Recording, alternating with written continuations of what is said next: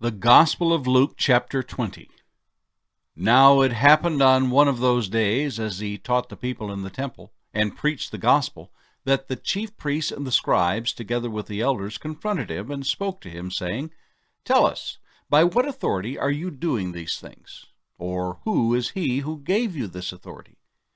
But he answered and said to them, I also will ask you one thing, and answer me. The baptism of John, was it from heaven or from men?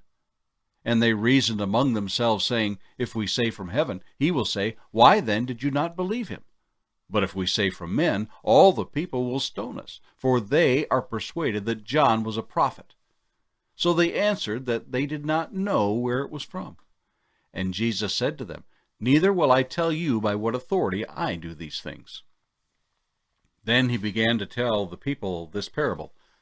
A certain man planted a vineyard, leased it to vine dressers, and went into a far country for a long time.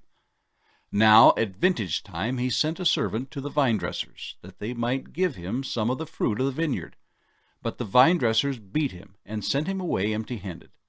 Again he sent another servant, and they beat him also, treated him shamefully, and sent him away empty-handed. And again he sent a third, and they wounded him also, and cast him out. Then the owner of the vineyard said, What shall I do? I will send my beloved son. Probably they will respect him when they see him. But when the vine dressers saw him, they reasoned among themselves, saying, This is the heir. Come, let us kill him, that the inheritance may be ours.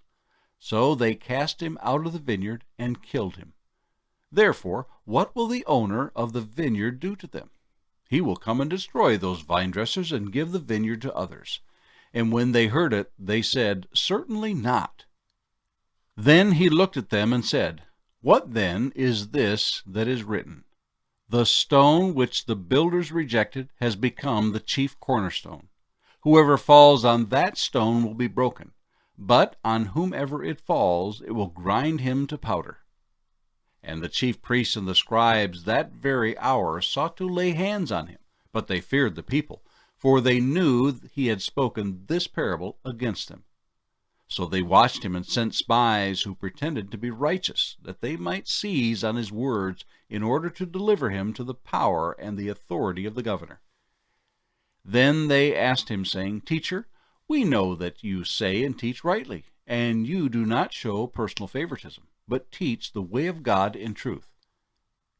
Is it lawful for us to pay taxes to Caesar or not?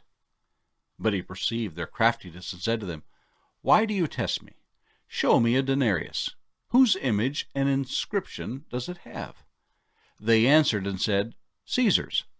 And he said to them, Render therefore to Caesar the things that are Caesar's, and to God the things that are God's. But they could not catch him in his words in the presence of the people, and they marveled at his answer, and kept silent. Then some of the Sadducees, who denied that there is a resurrection, came to him and asked him, saying, Teacher, Moses wrote to us that if a man's brother dies, having a wife, and he dies without children, his brother should take his wife and raise up offspring for his brother. Now there were 7 brothers, and the first took a wife, and died without children. And the second took her as wife, and he died childless. Then the third took her, and in like manner the 7 also, and they left no children, and died. Last of all, the woman died also. Therefore, in the resurrection, whose wife does she become? For all 7 had her as wife. Jesus answered and said to them, The sons of this age marry and are given in marriage.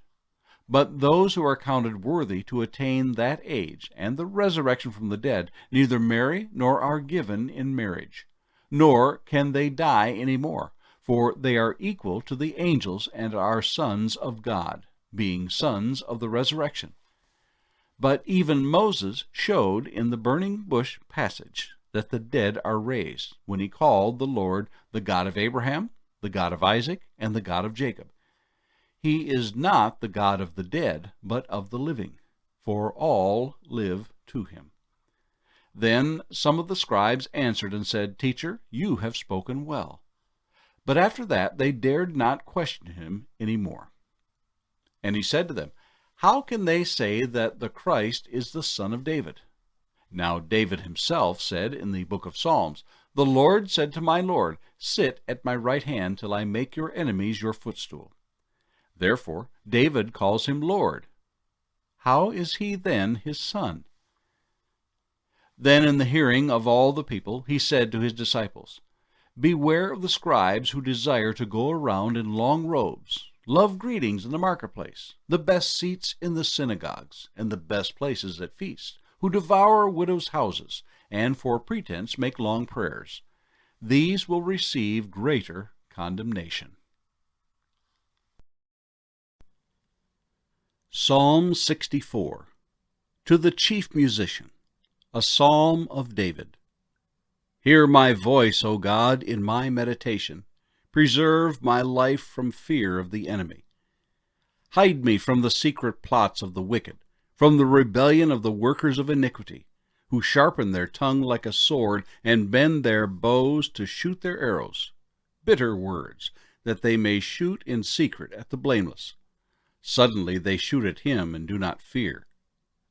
They encourage themselves in an evil matter. They talk of laying snares secretly. They say, Who will see them? They devise iniquities. We have perfected a shrewd scheme. Both the inward thought and the heart of man are deep. But God shall shoot at them with an arrow. Suddenly they shall be wounded. So he will make them stumble over their own tongue. All who see them shall flee away.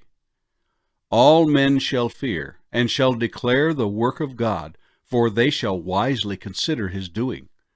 The righteous shall be glad in the Lord, and trust in him, and all the upright in heart shall glory.